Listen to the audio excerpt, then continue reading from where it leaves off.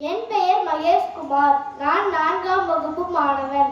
அனைவருக்கும் காலை வணக்கம். இந்தியா நமது தாய்நாடு.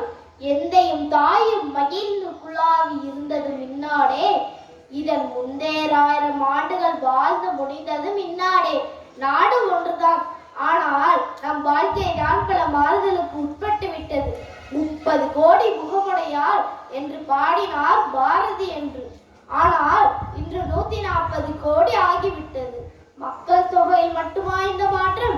அடிப்படைகள் அனைத்திலும் பல மாற்றங்களை நம் பாரத தாய் சந்தித்து வருகிறார்.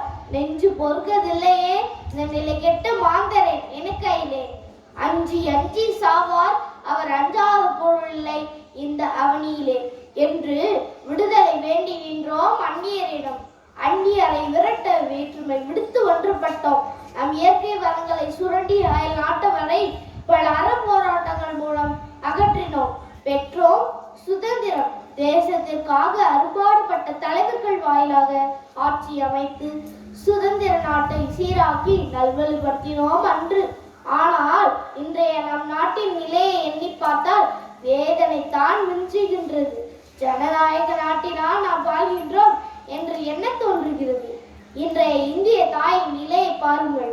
ஒரு தாய் மடியில் பூத்த மலர்கள் முள்ளாய் மாறி வருகின்றன. ஜாதி மத மொழி அடிப்படையில் பல்வேறு பிரச்சனைகள் தோன்றி நாம் ஒன்றுபட்ட சிந்தனையை அழித்து வருகின்றனர். அப்பாவி மக்கள் அடிமைகளாக வாழும் அவல நிலை இன்னும் மாறவில்லை.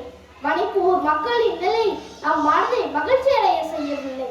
பெண்களுக்கான சுதந்திரம் இன்னும் பெருமையடைய செய்யவில்லை. நாங்குநேரி சம்பவம் நம்மை நடுங்க செய்கிறது. விடுதலை யாருக்கு கிடைத்தது? மனிதனுக்கா இல்லை மண்ணுக்கா? ஆங்கிலேயர் ஆட்சியில் கூட பாரத மாதா கண்ணீர் வடித்திருக்க மாட்டாள் இன்று. ஆனால் இங்கு நடக்கும் அக்கிரமங்களை அவள் காணும் பொழுது கண்ணீர் சிந்திக் கொண்டு தான் நிற்பாள். அதனால்தான் சுதந்திர தினத்தன்று இனிப்பு வழங்குகிறார்களோ அவளை சமாதானப்படுத்த. விடுதலை யாருக்கு கிடைத்தது? ஏழைக்கா இல்லை ஏகாதிபதிக்கா? இதை எதையும் அறியாத குடிமக்களாய் நாமும் கூட்டத்தில் இருக்கிறோம். மிட்டாய் வாங்க. நன்றி.